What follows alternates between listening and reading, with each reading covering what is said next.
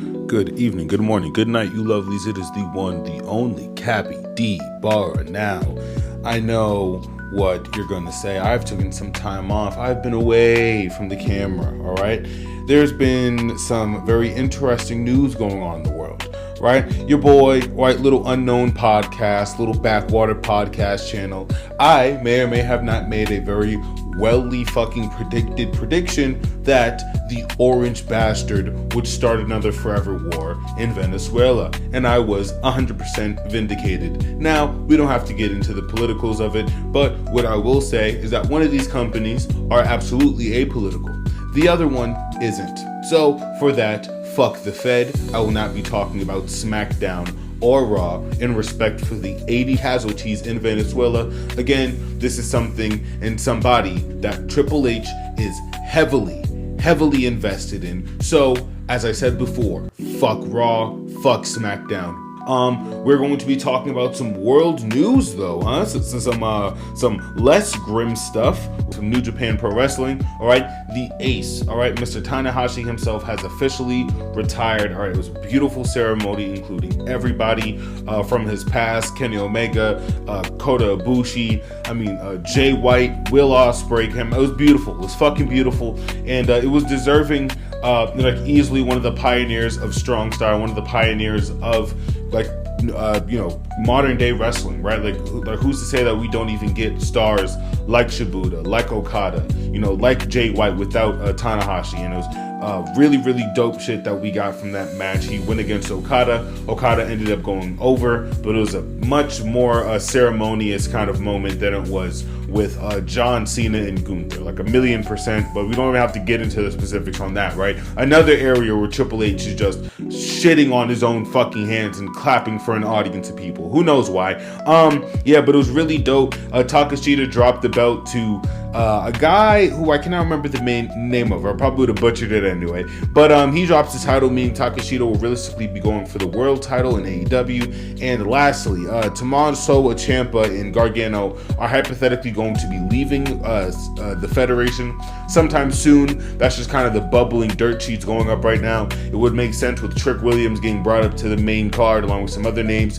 But realistically, even with the Trick Williams, they're going to make him a heel or some kind of comedic relief because this company can't do black faces, just can't do it.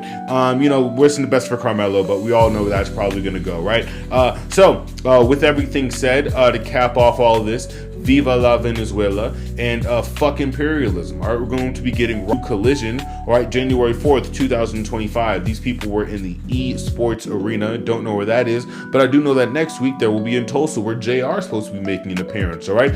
Go Sooners, so that's supposed to be pretty cool. First match of the night, we get El Con versus, I'm not gonna lie, it's got kind of a jobber category, low-key kind of jobber category, but it's a cool little match, nice little amount of flippy shit for me. El Con goes out there, he gets very over with the crowd. One little small thing, Excalibur calls him a diamond. I do believe that this is supposed to be one of our mid-carders, so if you do kind of bump him up like that, it's gonna be like one of those Bandino things where it's like, well, he's been fucking one of the better wrestlers of the year. Is he not going to have a kind of world title, international title run, continent, like when you perform at a certain rate, people deserve that. So maybe billing him as a diamond isn't the best move if he is going to be a quote-unquote mid-carder, but who knows where the fuck they're going to be booking El Con for 2027, 2028, right? No one can predict that. But obviously El Con goes over. Don Callis wasn't on the comms, wasn't too happy about that, but to make up for Don Callis and his wonderful words with literature, we get Jon Moxley right after this El Con match. Jon Moxley, he has the title, he's presenting it a completely different vibe from when he was kind of the leader of the Death Riders, the tyrant of the company, right? He presents this title as something that all of AEW, when they gun for it and they do their best, the brightest shine, kind of like an iron sharpening iron, kind of like a vagabond kind of thing. It's a really nice premise, and again, it is a very stark difference from what we got with Moxley at the beginning of this year. I think this slow turn into him being a face and him just being widely accepted from the AEW fan base at large, it's positive, man. It's positive. You have him out there cutting fucking babyface promos, and it is honestly helping the brand. wholeheartedly. I mean, like, he's one of the pillars of this company, and even when being addressed, you know, by Josh Alexander or one of the Don Callis families later in the night, it is said that he wants to be this pillar. He himself, he wants to be this statue of what AEW is supposed to be. Now, whether he's supposed to be there or not in kayfabe, we can't really speak to, right? Because the matches haven't happened yet. But there are a lot of stories to tell with Moxley letting in the younger crowd in the younger era kind of, you know, get over on him. And it doesn't seem like Mox is the kind of guy to be upset with that. So who really knows where this is going to be going in the future? That's my kind of thing on Moxley's little promo. Really great shit from him.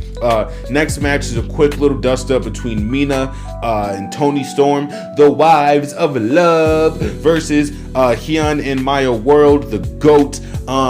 It's really quick, really small, but I mean, it's a cool little match. The match was a little quiet, like the crowd was a little quiet for me, but a great showing from Toni Storm, an amazing showing from Mina. Very stiff deliveries were all of their placements. Also, Maya World and Hyun are just really smooth, very elegant in that ring. They seem to be kind of getting the pace of everything very quickly, and that's amazing because they, you know, they're aiming up to be crowd favorites, I can imagine.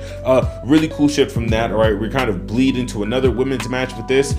Tony Khan's trying his best to beat the allegations, as you can see, Marina Shafir, she goes out there and she teams up with Mega Bane. I believe their name is the Mega Problems or something like that. That was kind of creative. And they're essentially going up against Rachel, or I think it's Rach Chanel Rach Chanel in London, DR.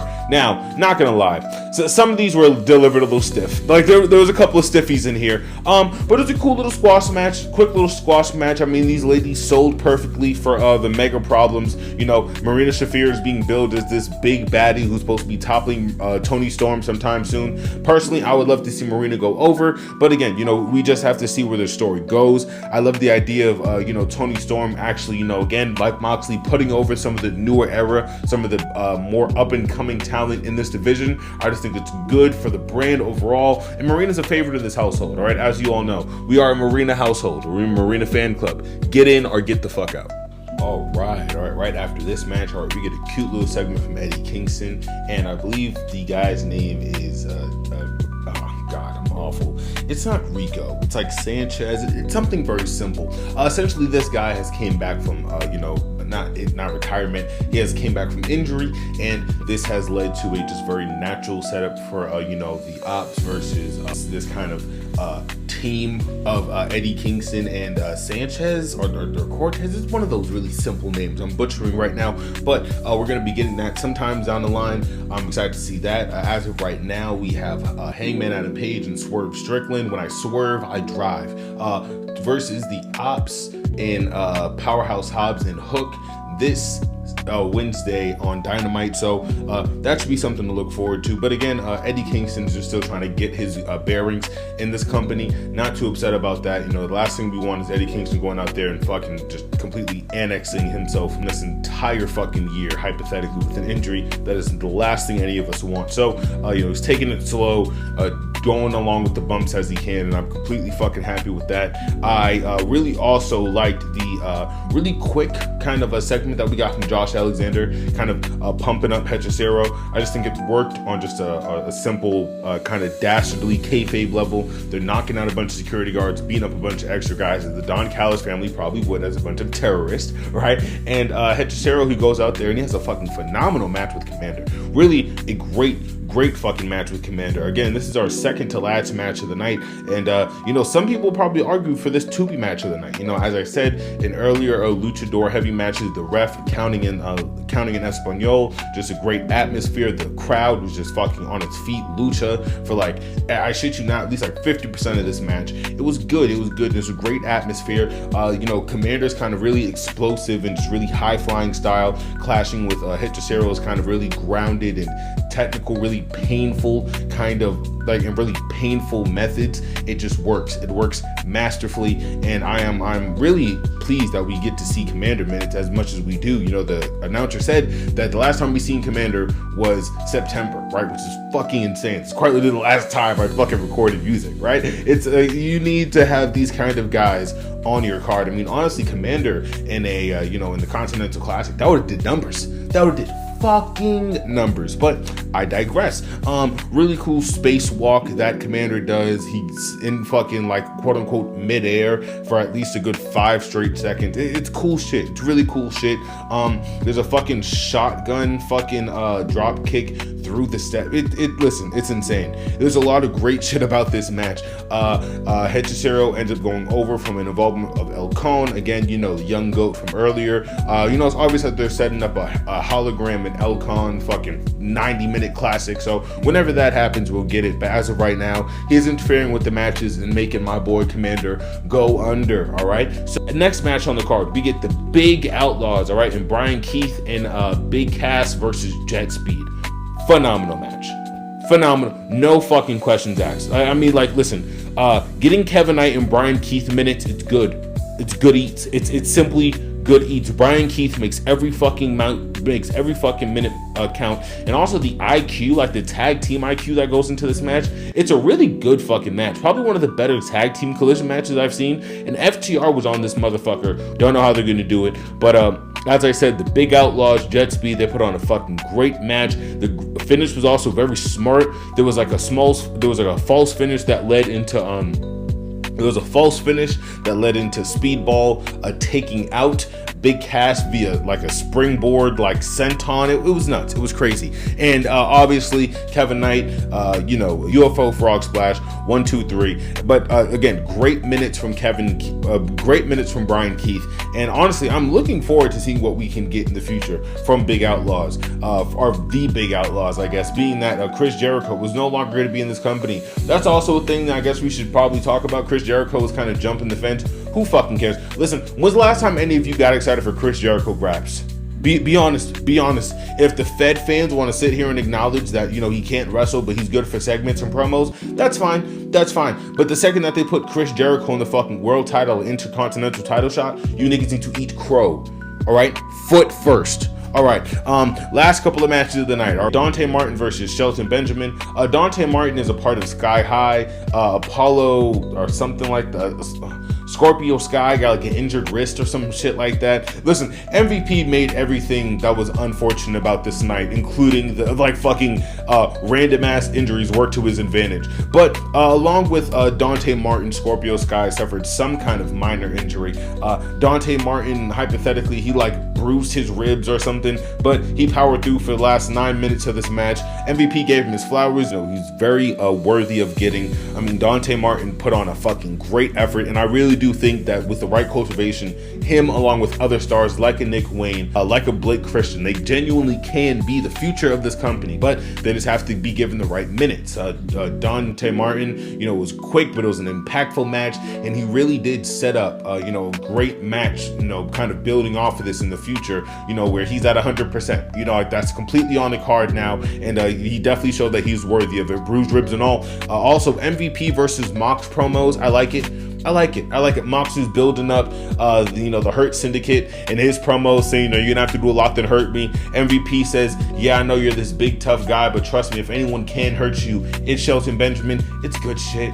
It's good shit. I don't know what you guys want from me, all right? I'm a fucking, listen, MVP is a great orator, and Mox has a great way of just making everything that he says matter. MVP mentions this, you know, saying that Mox is a very passionate guy, but the way Shelton operates, it's not passion-based, it's calculated, it's cold, it's precise. And that's exactly what you need to pick up victories in this company. It was great shit. MVP can do no wrong on that mic, all right? Simple as that. Last match of the night, all right? We get Darby Allin versus Yuta Wheeler.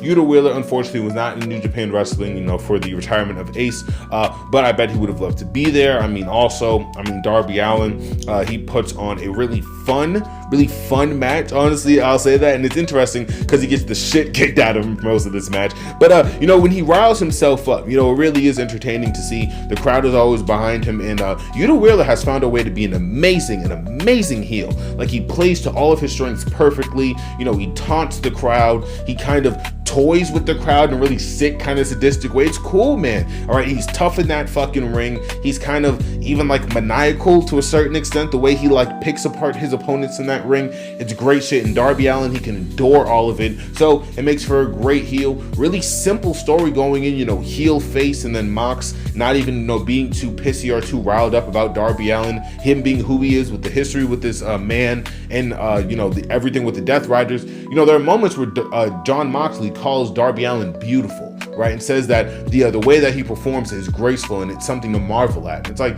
it's so refreshing that this is where we are. You know, like, this is the story that we're building to. This is the story we got, and we're getting this show on like a random fucking Saturday, right? And you know, again, I'm having my own issues with like cable and, you know, internet access. So, you know, genuinely the numbers might reflect something different, but I'm telling you guys, if you catch one of these shows, man, you catch one of these shows, you stick around for a good 3 minutes of wrestling, you'll be entertained. You'll be entertained, and that's all what we're here for, right? But that was me. All right, that was AEW's Collision, January 4th, 2025. All right, it's been your boy Cappy. All right, I will try to get some other stuff. All right, but a little 4-day vacation maybe wasn't the best idea, was it, for work ethics, huh? All right, but that's been me. All right, hope you guys have a great one whenever you catch this, and as I always say, all right, stay tuned, stay safe, stay beautiful. Peace.